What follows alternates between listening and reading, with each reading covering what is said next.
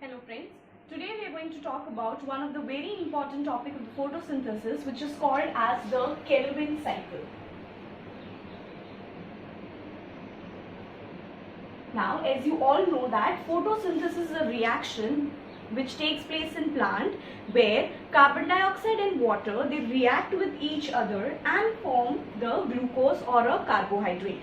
Now that carbohydrate which is formed as a result of photosynthesis acts as the energy source for different activities or metabolic reactions in the cells. But this Calvin cycle will explain us how the glucose formation or the carbohydrate formation takes place by the process of photosynthesis. Now, as I said, photosynthesis is a process wherein the carbon dioxide and water, they are reacting in the presence of sunlight to form glucose. And during this process, oxygen molecule is being released.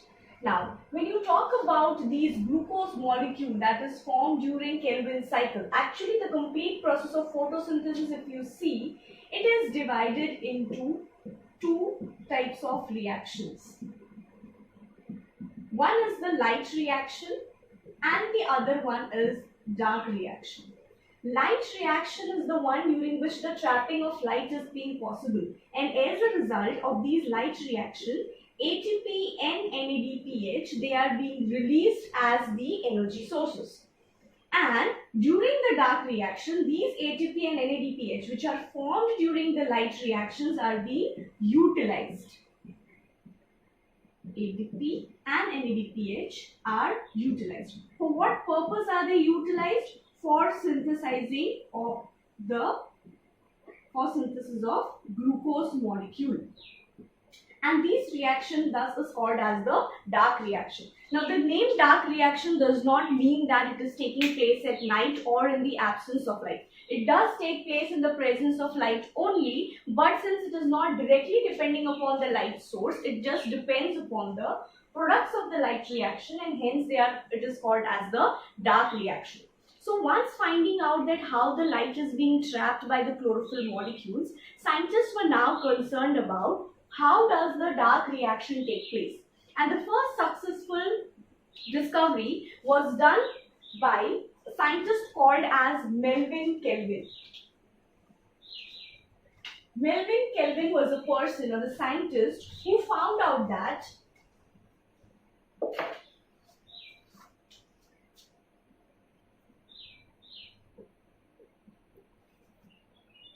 Melvin Calvin was a scientist who actually found out that what is the first product of these dark reaction that is formed and how is this dark reaction carried out, and hence the cycle is called as the Calvin cycle. Now, Melvin Calvin, a scientist, he worked upon the isotopic form of carbon, that is C14. Using this isotope of carbon, he worked on the algal photosynthesis.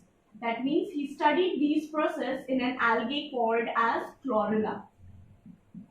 And he discovered that the first product of the Calvin cycle is a 3-carbon compound, and so the Calvin cycle is also called as the C3 pathway.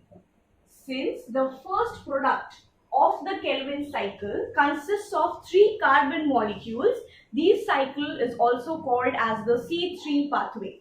So what exactly happens in the Calvin cycle? Now you know that carbon dioxide is being trapped from the atmosphere for the process of photosynthesis. So what happens is the carbon dioxide, of course, this process is going to take place in the chloroplast, right? Where exactly does the dark reaction take place within the chloroplast? In the stroma region, right? If this is the chloroplast molecule, these are the grana that is arranged. Okay, thylakoid membranes arranged to form the grana, and in between, what you see here is the stroma. So the dark reaction is taking place in the stroma of the chloroplast. Now what happens is, whatever ATP and NADPH they are synthesized as a result of light reaction, they are shifted into the stroma of the chloroplast. In the stroma of the chloroplast, there is a molecule called as ribulose 1,5-bisphosphate. It is a 5-carbon molecule. Ribulose 1,5-bisphosphate. It can be written as RUBP.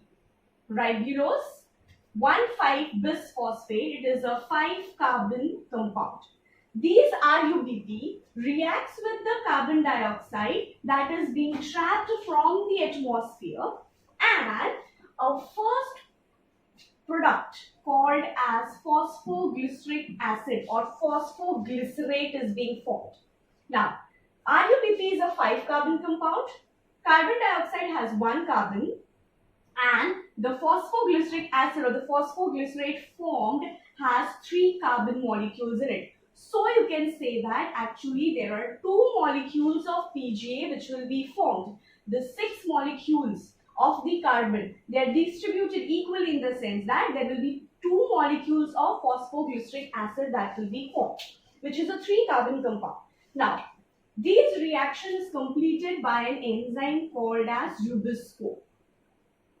Ribulose bisphosphate carboxylase oxygenase. So the carboxylase part of the Rubisco enzyme is able to carry out these reactions. And these reactions, the first reaction of the Kelvin cycle is called as the carboxylation reaction. During this carboxylation reaction, 1 molecule of RUBP combines with 1 molecule of carbon dioxide in the presence of Rubisco enzyme to form 2 molecules of phosphoglyceric acid. So I can say that this carboxylation is the first reaction of the Kelvin cycle, and there will be formation of 3 phosphoglycerate, that is PGA molecule. 2 molecules of PGA will be actually formed during the Kelvin cycle. Fine. Now, again, this Kelvin cycle, as I said, is a dark reaction carried out for the synthesis of glucose molecule.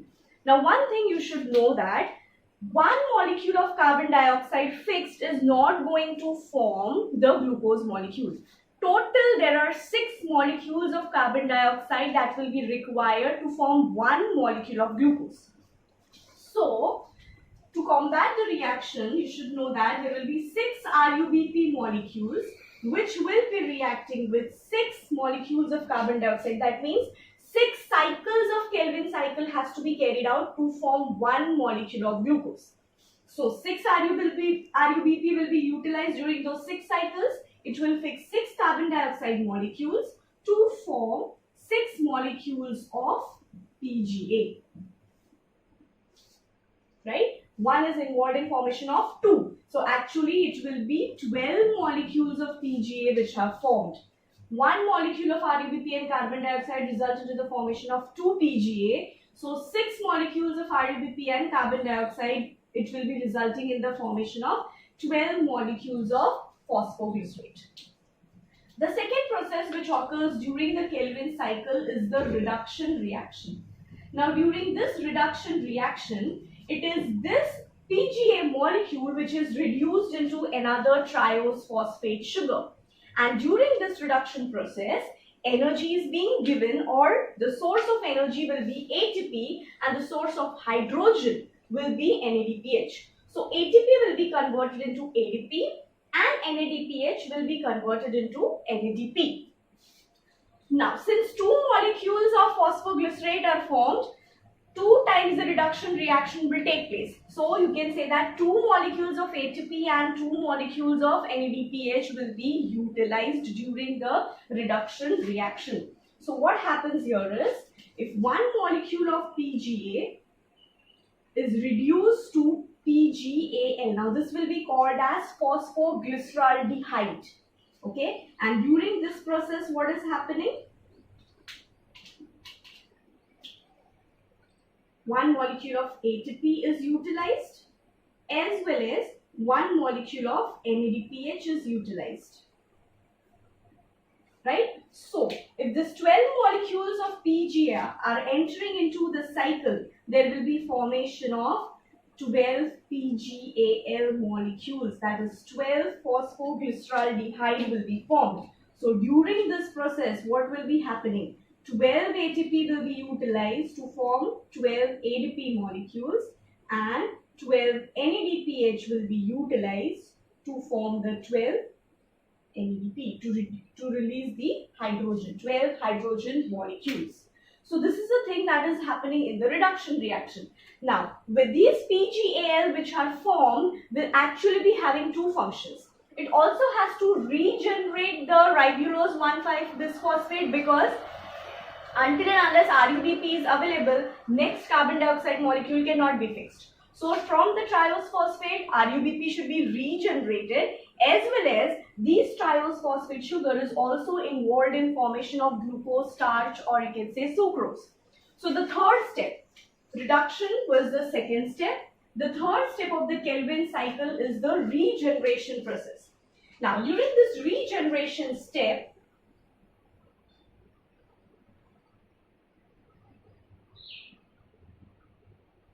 so when regeneration is taking place, I told you that these 12 molecules of phosphoglyceraldehyde will be involved. Now these 12 PGAL which are formed as a result of reduction reaction, it will get distributed into two, as in 10 molecules of PGAL and 2 molecules of phosphoglyceraldehyde. These 10 molecules of PGAL which are formed, they will be involved in the regeneration of the RUBP molecule. Now how this is taking place, we don't have to study that. But then 10 PGA molecule, by utilizing 6 molecules of ATP, will be regenerating 6 molecules of RUBP. Whereas the 2 PGAL which are formed, it will be having concern with secretion of glucose molecule. Now this 2 PGAL molecule will first of all, remember glycolysis, we have studied phosphoglyceraldehyde in that also. Phosphoglyceraldehyde is going to first split or get one molecule of phosphoglyceraldehyde gets converted into dihydroxyacetone phosphate, that is DHAP. When these two will combine together, they will result into the formation of fructose 1,6-biphosphate.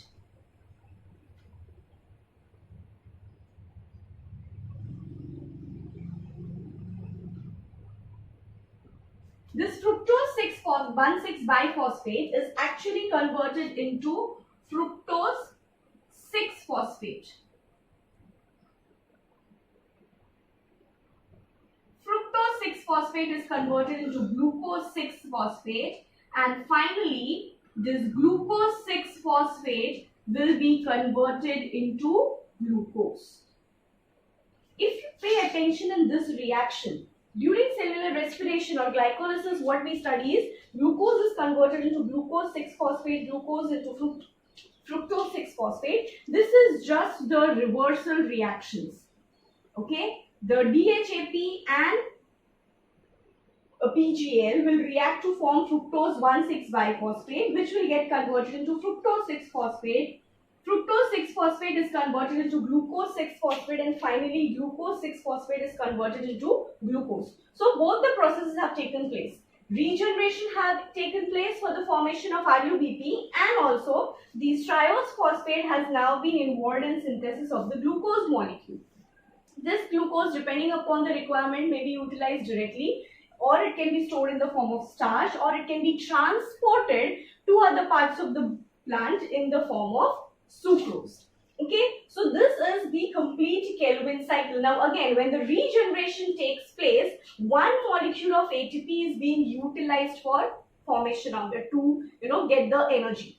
So if I say that in the complete Kelvin cycle, there are 3 molecules of ATP required. 2 when the PGA is being reduced, and 1 when PGAL is involved in regeneration of RUBP. And 2 molecules of NADPH will be utilized. So in one complete Kelvin cycle, there are 3 ATP molecules used and 2 NADPH molecules used. So if you carry out the calculation of what is the number of carbon dioxide fixed, what is the number of ATP utilized and NADP utilized, you will come to know that For one molecule of glucose, what is the total number of molecules required? As I said, for one molecule of glucose to be formed, one glucose molecule actually requires 6 tons of Kelvin cycle. Right? So if 6 Kelvin cycles is taking place, during that 6 cycles, what will happen? 6 carbon dioxide molecules will be fixed. For one molecule of fixation of carbon dioxide, if 3 ATP molecules are required, then for 6 carbon dioxide molecules to be fixed, there will be total 18 ATP molecules that are required. Okay? So, one cycle generally uses 1 carbon dioxide. So 6 cycle, they are going to use 6 carbon dioxides. Again, 1 carbon dioxide molecule in the Kelvin cycle results in the formation of 2 NADPH. So fixation of 6 molecules will result in the formation of 12 NADPH. So you can say that